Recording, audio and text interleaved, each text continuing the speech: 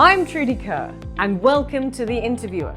In this series, I talk to artists, campaigners, men and women of influence, musicians, performers, sportsmen and women, politicians, businessmen and women, and anyone who shapes the fabric of our society. Welcome to the first show in the second season of The Interviewer.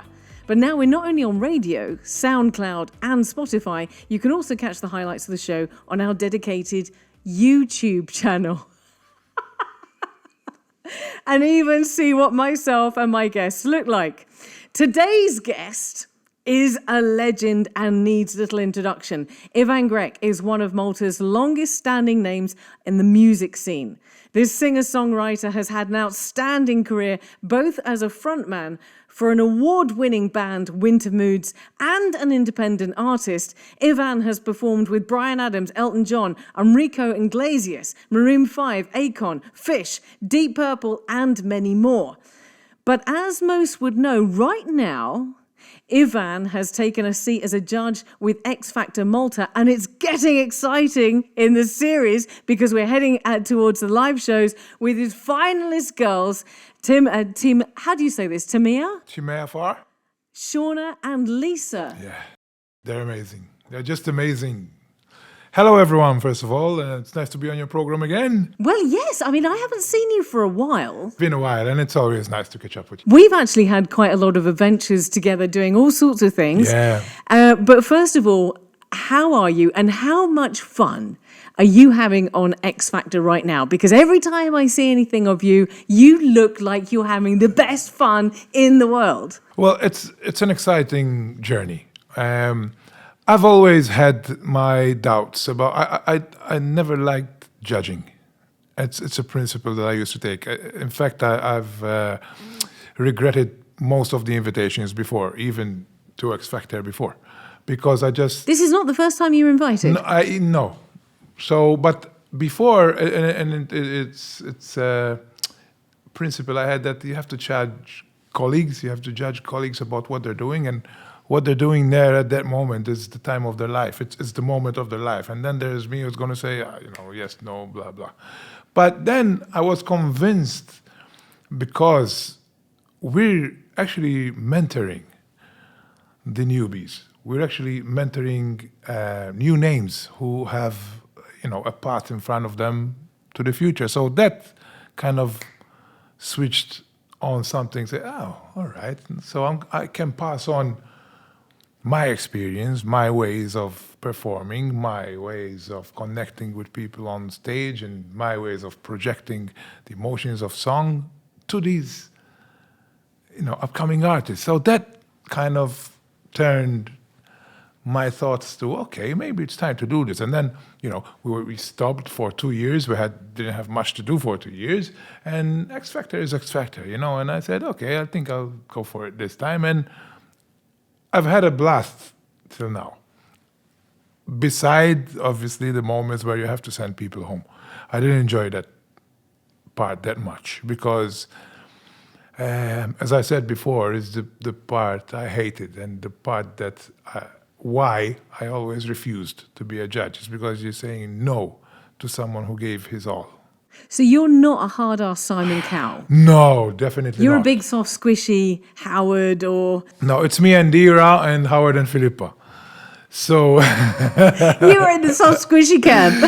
Sort of, yes. Well, I say it as it is, but, to sending people home. And this year, and all the judges agreed, and Howard and Dira, who were there before, were telling us it's the best year of them all, as in talent, as in... all the participants are good, like in the same level. So for you to choose, starting to do the auditions, and then you have to choose 6 out of 14, and then 3 out of 6 very good, talented, upcoming artists. It's brutal. I have so many questions, Okay. But there is one question I'm going to kick off with, because towards the end of last year, I interviewed Howard Keith right here on this podcast, and we discussed the purpose and the parameters of X Factor. And you've just talked about young talent coming through, and we also talked about Malta's Got Talent as well. And Malta has undoubtedly astounding Incredible. talent, of incredible singers and performers. But do you think that these shows, whether in Malta or abroad, because of course this is all over the world as well, are able to produce international artists? Not just singers, not just performers, but real artists. Now, if you're in America, if you're in UK, if you're in Australia, if you're in a huge country, now that's a bonus. Now we're in Malta, and Malta has always had its limitations for outreach because artists here, artists abroad, if they start doing something from scratch, if they start touring and start shows, so today you're in Manchester, tomorrow you're in Brighton, then you go there, then you go there. In Malta, it's just... It's from Bermuda to Berzabuja. It's one big city. Yeah. So that's one disadvantage. But with the media today, the outreach has grown big time. So we've seen Adam Lambert, we've seen Leona Lewis, we've seen Ollie Mars, we've seen a lot of big acts coming out of these kind of television programs. They're actually people who came second and did more than the ones who did first. So if talent is there, a door opens. Now, opening a door in UK is one thing. Opening a door in Malta is another. So we have to broaden our horizons and start thinking of abroad. Now, unfortunately, COVID came along, right in the middle of Malta's Got Talent and the X Factors of before, like Destiny, had to actually postpone Eurovision and all that. So that's unfortunate as well. So a lot of plans after X Factor and those had to stop because mostly COVID hit everyone. But you see, this is interesting that you say that, because when I asked Howard the same question, he said it's unlikely that these shows will produce international artists of the caliber and quality that would be able to be achieved, simply because the process is very fast. You go through these channels, you go through X Factor or Malta's Got Talent, and to create a seasoned or an experienced or an understanding artist, an international artist of that caliber, takes time. It can't be done. Of course. It can't be done on X Factor. Of course, but no, hang on. His X words, Factor not, is his words, not mine. Of course. X Factor is the launch pad. Leona Lewis was in X Factor. You know Leona Yes, Lewis? yes, yes. Isn't she a world star? Isn't Adam Lambert a world star now? So if we're taking it about local, if we're saying Maltese X Factor and what, well, yes, I think we are disadvantaged in a way because we're small. But this is so frustrating. I know. Because the talent is here. The talent is here. Why doesn't the talent go abroad? Oh, believe me. Chances and opportunities come in few. Okay? In my career, Winter Moves in the 2000s and the late 99 2000, we had a couple of very, very good real offers, all right? And then you start thinking, they're going to take my songs away. Those are my songs. The guitarist has to leave the army. The bassist has to leave the family behind. And, there's a lot of stuff that you keep dragging and dragging on. And they give you one chance, all right? Mine is just an example. But in the music world, chances come once, twice. You have to work hard for it. You have to really work hard for it. But then again, let's talk about. Okay, I'm going to deviate a little. Let's talk about the social media in general. Okay. Here is where I had this talk with Howard actually. So I'm going a bit on his side as well here, and I'm saying mine as in, I'd rather have 1,000 people in front of me than 1 million likes on YouTube. Because nowadays it's about likes, and it's about statistics, and it's about this and that, and it's in some of the sectors, or let's say that's half of the sector of all what's happening, it's about, I've got 1 million likes, all right? It's okay, it's good. People have seen that video 1 million times, but then you go to a concert and you have 50 people in front of you. That's not the path I took. But you why know? are you saying that is better for No, an artist, or are you saying that's your experience No, that you would I'd rather prefer? have. You would rather Yeah, prefer. I myself. And the music industry is losing a bit of its heart, of its roots. I'll tell you why. Media's good, and social media. I'm an avid user, so I love it.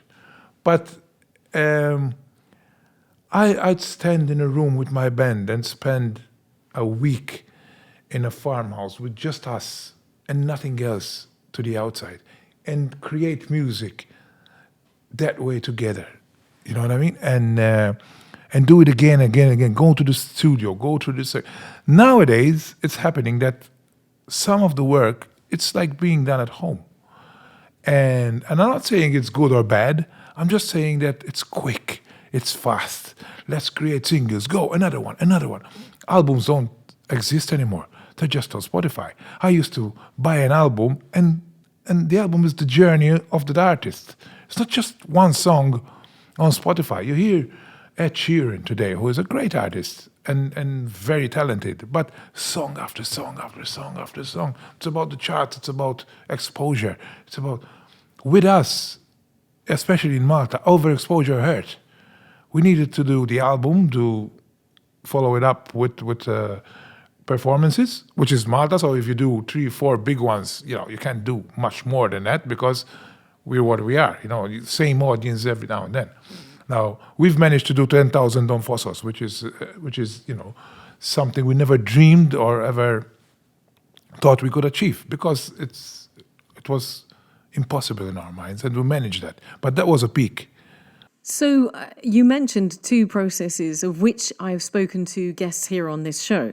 M-Team, for instance, that collaboration between these 4 talented artists happened at the beginning of COVID, and they never even met in the same room. Yeah. But the music that came out of that was absolutely astounding. That's and with they Matt, no? That's with Matt, Oh, absolutely, Matthew James Wood. Listen, Matt is one of the artists I admire a lot, because he does a lot of what I've been explaining. He judges, now forget the COVID thing, but even through the COVID thing, they probably got together online and created this bond between them that they've put their different vibes together and everything like that, and that got to something that they've got some really good stuff. Yeah, that's Mickey Margot, Kajin, Yes. Mr. M, and Matthew. Yeah, and they yeah. seem to have this amazing relationship. But when I interviewed them the first time, they'd put out this single. They'd never even met. had met before. And then Luke Chappell is a success story that came out of X Factor, because Yes. he's now been signed to Sony And US. he didn't win X Factor, did he? He didn't at all, and he's has a contract with Sony US, Yes. and he's churning out 3 or 4 singles a month, Yes. and he's, as he said, working from home. Now, No, I tell want to me, see beyond that. but you see, here's what I'm asking Yes. you, because even today, and even Howard said, that you mentioned back there about what's our ginger hair artist, Ed Sheeran. Yeah, yeah. Ginger haired artist. Howard mentioned him and said he is an incredible songwriter. Super. As well as a performer. Super. Yes, I agree. And he said that's where the difference lies. And that's where the maturity comes from. Would you agree? Because you're suggesting in what you just said that there is something that's missing in because half of what's happening today, in because- half on what's happening. half of what, No. But I mean, this is a society that we live in where everything is instant and let's go on and let's get likes and let's get this. And Sometimes it works and sometimes it doesn't. When it's like that, when you're working for volume and not for satisfaction and heart, then the material starts to suffer, because quick, we have to do another one. Quick, we have to do another one. But even with Minter Woods, do you like that? I called you Minter Woods. Minter Woods. That's very good. Minter Woods. That's very Minter good. Woods. Even with Minter Woods, Yeah. Ivan, you must have had a commercial pressure. There must have been something. Wow. No, not that much. As I said, we were very careful of overexposure that we push from our side. Now, if people play your songs everywhere, there and then, that's you don't have control on. But from our side, we did an album, all right, every 3.5 years. So you do an album, you do a good year half a year of promotion, then you start gigging, then you stop for a while, and you go back to the room and dream it all up again. That was And how that's we did. commercially viable. For us, it was. We, and remember, every album had 3, 4, 5 singles. So songs that came out on the radio. So it lived for 2 years or so before and some of them live on today. So, but what I'm saying is, like everything else, there's good and bad about social media. We know that even about, the freedom of speech and freedom of expression, and where does it stop? It's okay when I say it, but if someone says it about me, then it's bad. And then there's the whole thing that we used to live and experience in society. Now it's elevated stratospherically. All of a sudden, everyone has a say, which is not necessarily bad, but not necessarily good, not necessarily good either. Everyone is an expert on everything. And that thing, I really think that we as human beings were not made to live so much media and news coming at us all the time. And most of the people are hooked. So every time we scroll down, there's news, there's an airplane that happened here, there's this going here, there's the number of COVID vaccines, there's another Omicron, then there is Flurona, then if gastric goes in, there's flu gastrona, and then it's coming, it's real, but there's so much news and so much negativity that comes as much, because you cannot say that there's more positivity on social media. You cannot say that. Let's bring it back to you getting back on stage. Yes. Let's say we get out of COVID and Ivan Grech and Winter Moods get back on stage. Give me a hint of when you think, looking positively, you think we might see that this year? Well, 2020 was 35 years of Winter Moods, and we were going to do a big concert for that. And obviously, the day we printed the poster to have a look at how it will look, COVID started, boom. No! So that's it. And then I was going to do myself the year after at Asha, a big concert. Once I said, all right, done, put the thing out there, new restrictions came out. So, and then I had New Year's Eve, and I had to, but I think in summer, yes, I'm really positive that we can, because we must. Yes, we must. Absolutely. We must. It's not just about music, it's just about everything. But, it's my job, it's my life, and I have a right to live. You just mentioned 25 years of Winter Moods. 35 years. What? 35 years. Of 35 years? It's 37 now, because that was in... You started when you were 10? I wish. 35 years of Winter Moods. Yeah. What have been the highlights of your career over the last 35 years? The highlight is the Fossos concert. That's, when you have a dream of having a big concert and then that happens, 10,000 people just come for you, because that's what makes a difference. It's you, nobody else. Doing that, having people, and we had Italian crew with the sound there, and we were saying, this for Malta is really big. He said, it's not just big for Malta, even in Italy. There are great artists who do a 4,000 arena, but obviously in every city. But that's the highlight of our career. And then after that, there were 2 years of big concerts, 7,000, 8,000, 10,000. And that's the big thing, more than the bringing out the album, more than the songwriting, 100%. standing in front. That's what counts. Listen, I've been to your concerts. Has there ever been anything a little bit strange that's gone on? Has there anyone ever thrown their underwear at you or anything like that? Are there any sort of funny, strange things that have ever happened in a concert? Your face says yes. When you look, let's talk for myself on Winter Moods. We've never been that glamour kind of aura with us. We always stayed as we are, as in humble. We came from Sanglia, from the south, and we had this stigma about us as well. We've lived it at our times when we were younger. Saying that you're from Sanglia, from the south, it's like, you're a class down. because of the dockyard and everything, which, had never been looked at that way anyway. My father spent 45 years at the dockyard, and I'm proud of that. But we were stigmatized because we were from the south. A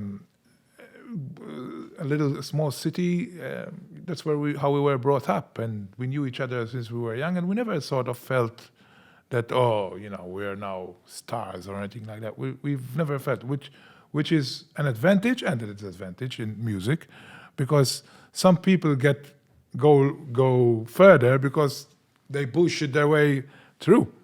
We were never able to do that. We just did our thing.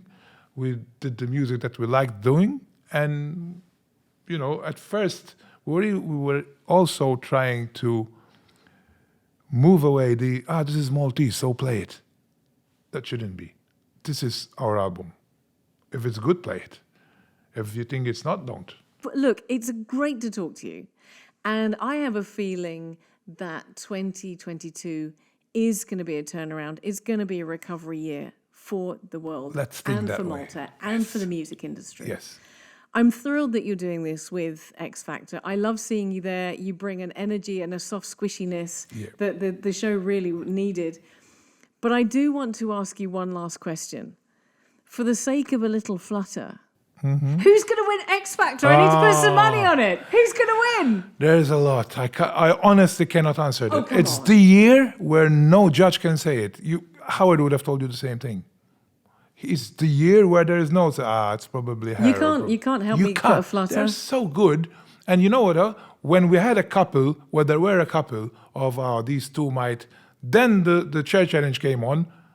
The others played, sang live in the show, and it's, we're back to square one. It's all of them. It's true. I was going to the bookies. I was fairly sure that you were going to help me with that. Honestly, every judge will tell you the same thing. And we talk, it's like, all right, you see her, wow, she's good. Then you see that group, oh my God, they're as good. And it's, they're so, it's truly, there's a lot of talent. When you say, can there be more? More and more come true, which is great. Ivan Grech, it's always a pleasure to talk to you. That's it? I love it. That's it. We'll have to start another program and do two. We'll do another program, I swear. Thank you so much for being with me on the first of season 2 of The Interview. Yes. Listen, we've talked a lot about COVID and stuff like that. Let's all stay positive. We're in this together, and we'll get out of this together,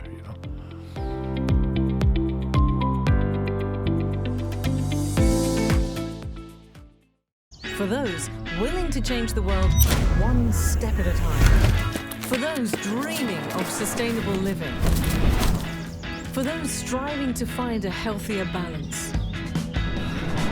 For those always believing. Browns and Viridian. Love the planet, love yourself.